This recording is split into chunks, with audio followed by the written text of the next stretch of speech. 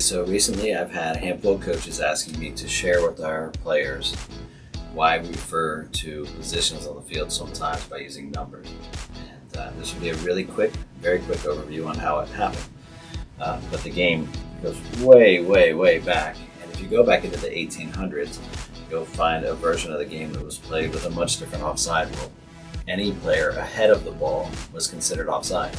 So if I passed the ball forward, the player I was playing it to was offside.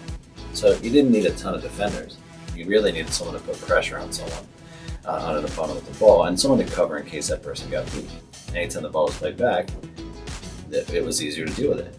So since you couldn't play forward, you didn't need as many defenders. And it was just kind of this everybody rushes forward type of play.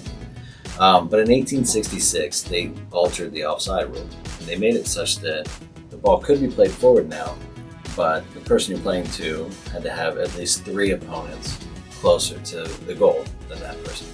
A goalkeeper, and then 2 field players. Now obviously it could be any 3 players in case the goalkeeper came out of position. And you'll notice by looking at this photograph, the goalkeepers at this point weren't even considered a different position.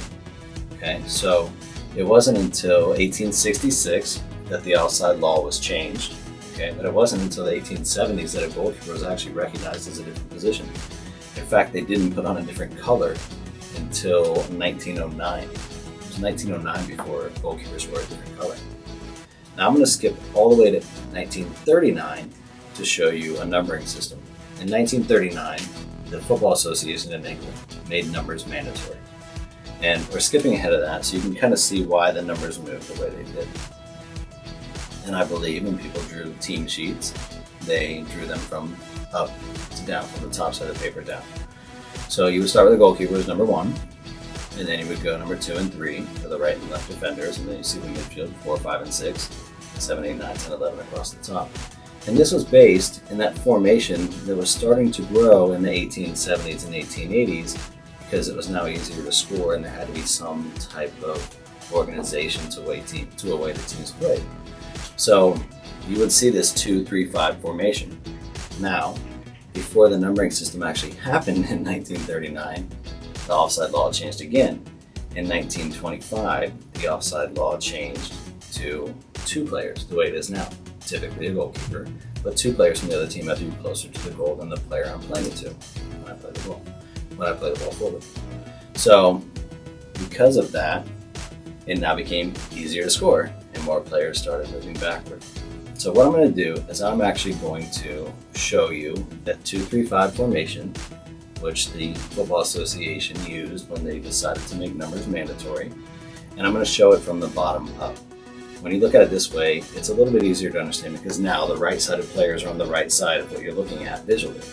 So goalkeeper is number 1, the right defender is number 2, the left defender is number 3. In the midfield, on the right side was 4, on the left side was 6, and right in the center was 5. And then you can see across the top where those numbers went.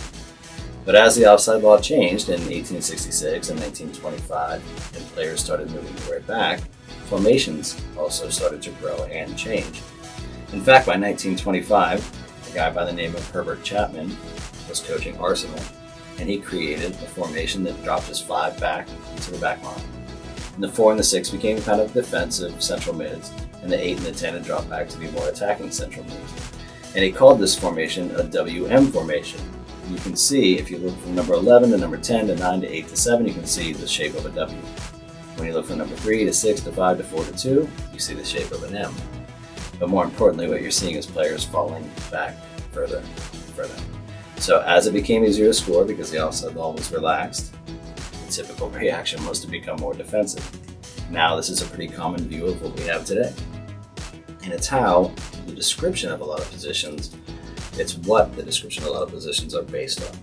So number 1 is our goalkeeper for sure. 2 and 3 are very similar. They're outside backs on the right and the left respectively. 4 and 5 are center backs. But when you look into the central midfield, so number 6 was the last of the central midfielders to be moved. Number 6 came back and is known now as the most defensive of the central mids. Number 8 and number 10, although they kind of came back at the same time, as I go sequentially, I've moved number 8 and then number 10. So number 8 moved back a little bit sooner, and they was a little further back. Number 10 was the last to go back, and it's the furthest up, the most attacking of the central midfielders. Remaining on the wings, number 7 and number 11. Number 7 on the right and number 11 on the left. And then that last number, that central forward, that striker, remain number 9. And that's why number 9 is the highest player on the field. So this will give you a good idea of how to kind of play your positions too. If a coach says you're a central midfielder, are you attacking or are you defending? But if they say you're a 6, you're a defensive central midfielder. If you're a 10, you're an attacking central midfielder. If you're an 8, you're what a lot of coaches call box-to-box midfielder. You're going to be attacking and you're going to be defending. You're going to go up into the penalty box ahead of you and you're going to come all the way back to help defend the penalty box behind you. So you become a box-to-box midfielder. If they say, oh, you're going to play on the wings today, now you could say right or left, but if you say 7, you know that's the player on the right. Say 11, you know that's the player on the left. So be familiar with these numbers and be familiar with how it describes each position a little more clearly than simply saying defender, or midfielder, or forward. Okay? So make sure you know the numbers and ask questions whenever you have questions.